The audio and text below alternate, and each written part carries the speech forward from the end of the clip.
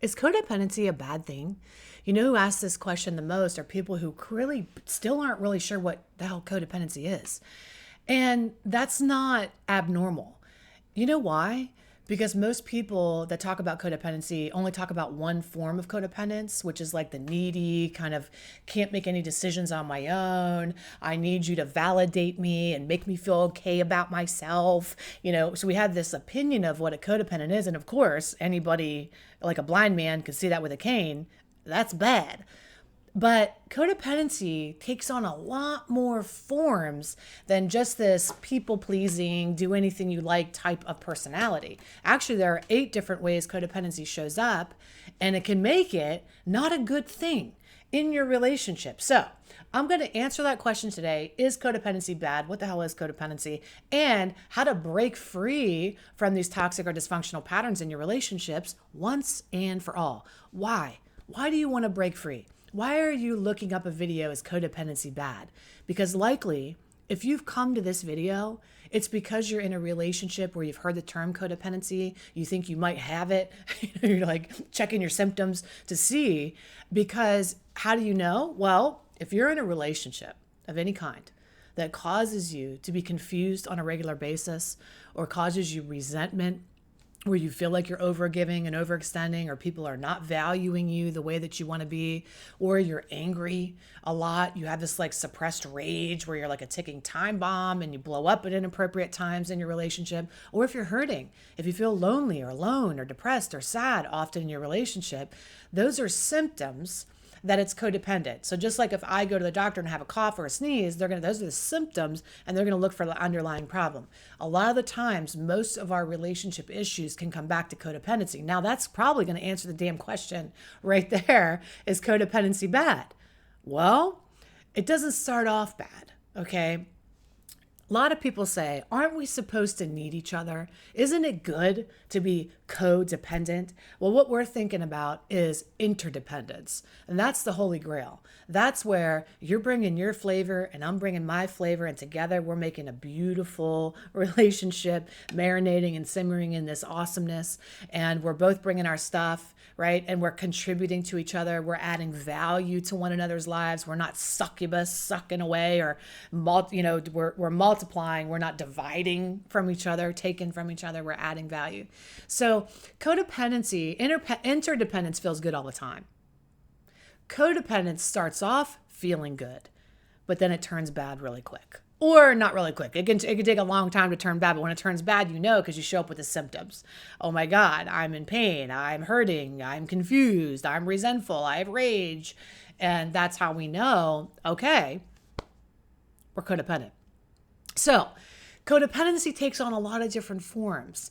And one of the forms I want to talk about is this codependent pattern, behavior pattern of trying to fix people. All right. So by the way, I've come up with 8 different attachment personality codependent patterns. You can go over to my site, lovecoachheidi.com, and download that book for free, where you can dive in and identify with your unique codependency program that you have. Some of us are withholders, some of us are controllers, some of us are fixers, and on and on. And so it's important for you to identify your codependency flavor, because awareness is the first step. So that's why I've got that book for free over there, so you can download it and kind of get some insight into where you're at. Oh, by the way, I don't even think I introduced myself if you're new here. I just kind of like went right into it. So I'm Heidi. It's really nice to meet you. If you're not new, welcome home, or welcome back. But if you are new, welcome home. I'm the founder and creator of the Codependency Institute. And our aim over there is to do exactly what I'm talking about with these codependency patterns. It's to identify them and eradicate them so that we can have the relationships that we deserve, right? And I want that for you. I want you to have a healthy, drama-free, consistent, healthy, awesome relationship. Okay. And awareness about the part you're playing in it is the first step. And that's your codependency programming. So I'm just going to talk about one and how it's bad. Okay. It doesn't start off bad. If it started off bad, nobody'd be codependent. They'd be like, well, this sucks. I'm not going to do it. It's like putting your hand on an oven and you take it away. But codependency doesn't start off feeling bad.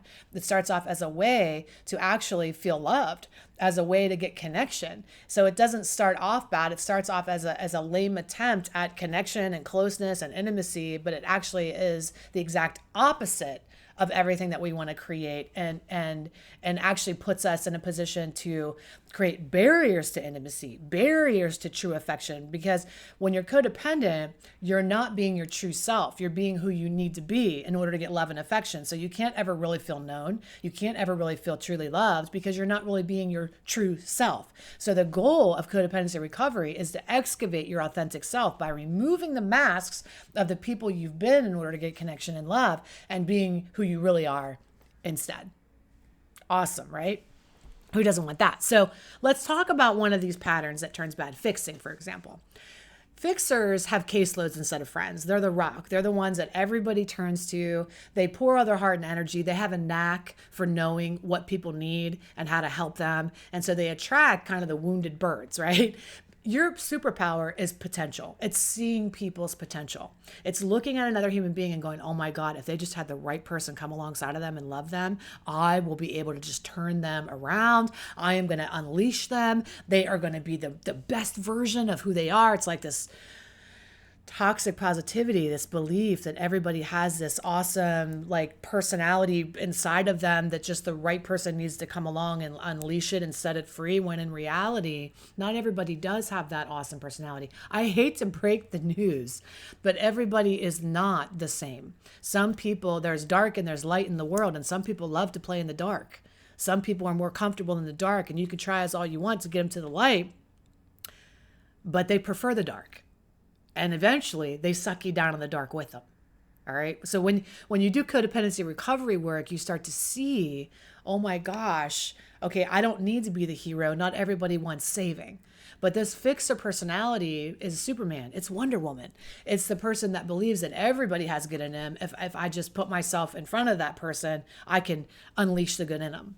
And that's just not the case. So what happens is it starts off feeling pretty good because maybe it's working for a little while, and it's like you get somebody and they actually do change, or they actually do unleash their full potential, and it seems to be working for a while because you're with this person. Let's say the person you're choosing to fix is an addict or an alcoholic, okay? And you didn't know this about them going in, but you start to see they have a substance problem.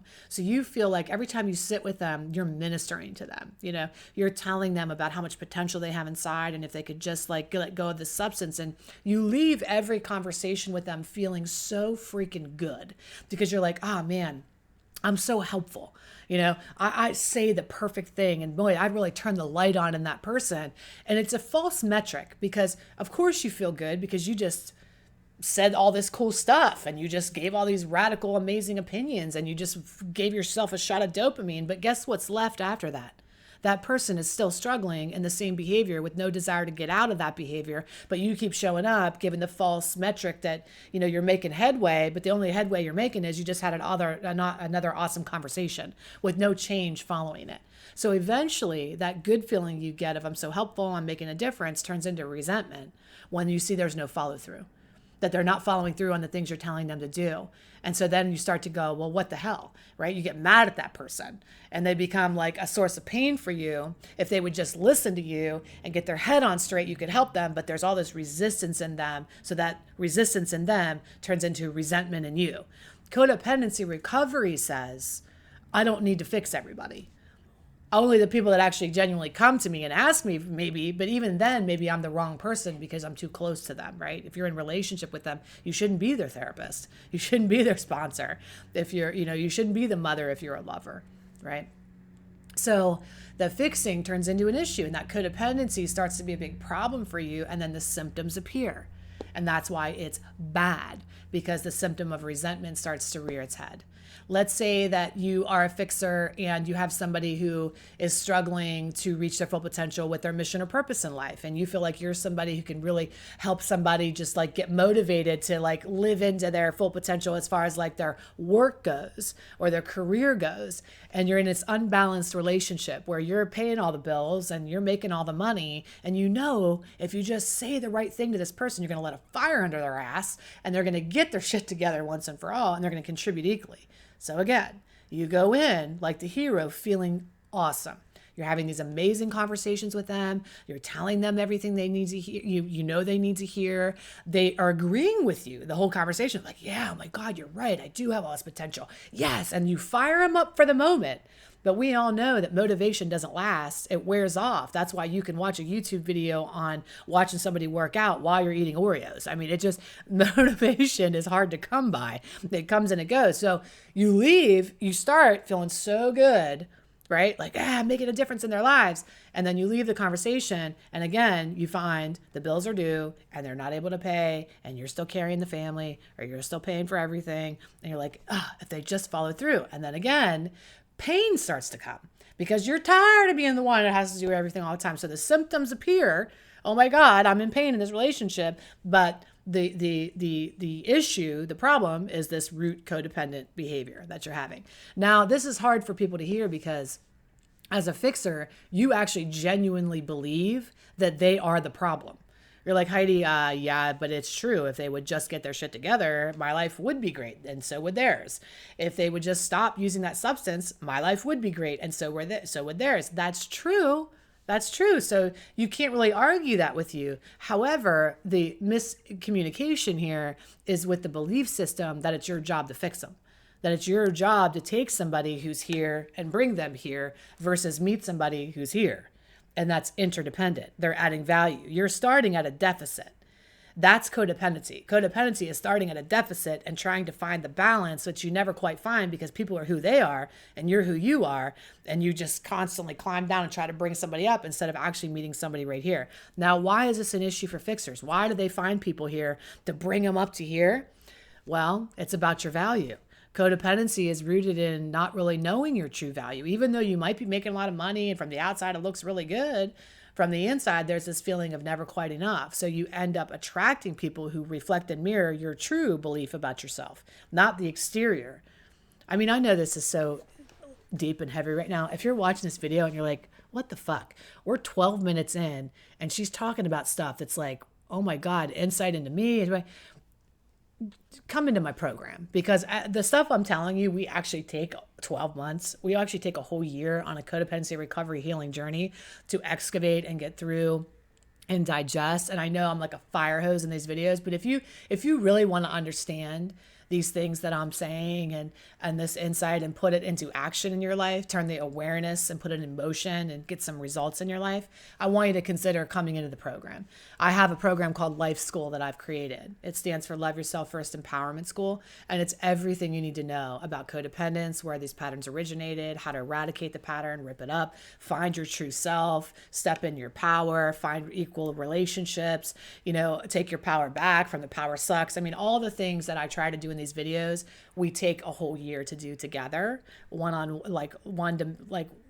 to many in a small group, but also one-on-one with myself or one of our certified coaches. So anyway, long story short, if you want to get to work on this stuff, go over to lovecoachheidi.com and schedule a complimentary consultation. All right. Cause then we can really deep dive in. But basically what I'm saying is on a surface level is that fixers get their value from being the hero. Superman forgets who he is without the cape, right? He doesn't feel as confident as Clark Kent. But he looks hot as hell. So if Clark Kent walked in with those glasses, like anybody would probably be attracted to him, be like, hey, you're enough, but he doesn't feel enough until he puts the cape on. Isn't that nuts? Wonder Woman, Linda Carter, looks absolutely amazing in those glasses and her hair in a bun and her suit and her Louis Vuitton briefcase. She looks like she could just rock the world just straight right there with nothing else more, but she needs to spin around, take that hair out and put that little costume on so that she feels like she's really herself. I want you to feel yourself without running to the rescue of people. I want you to feel your value and your worth without trying to prove that you can save everybody and fix everybody's problems. All right. That's why codependency is bad, because codependency is bad because it's at your own expense. It's costing you. Codependency costs you. It costs you your peace of mind. It costs you your psychological freedom. Like you're obsessing about this other person or other situation all the time. It actually costs you emotional freedom. You are back and forth constantly on this roller coaster of pain or resentment or confusion, back and forth. It costs you financially. Financial freedom, because you're investing. It's unequally yoked. You don't have a true partner who steps up and contributes the way that you do and is able to like take your lives to the next level. It's like you're always like reaching down in the hole and fucking pulling them out instead of like building your empire together. You know, it costs you. It costs you in many ways. So that's why codependency is bad. All right. I love you. If you want to get to work, come over to lovecoachheidi.com and schedule a complimentary consultation where we can see if this year-long immersive deep dive is for you. And if you're willing to like make this your year, you know, it's the new year, right? I mean, when I'm making this video, I don't know when you're watching it, but it's time. It's time. You know, I mean, a lot of people that I work with, it's like, look, well, how much more time of our lives are we going to spend in devotion and service to people who aren't equally yoked with us, who aren't, you know, mirroring back our value, who are taking and sucking? And how much time are we going to spend in a relationship that's unbalanced, or friendships that are unbalanced, or a work situation where you feel taken advantage of and you're not able to unleash your fullest self? You're so busy helping other people unleash their fullest self that you're not unleashing yours, right? Anyway, I love you. Go over to lovecoachheidi.com. I'll see you really soon in another video or inside my program where the real magic happens. All right. See you soon.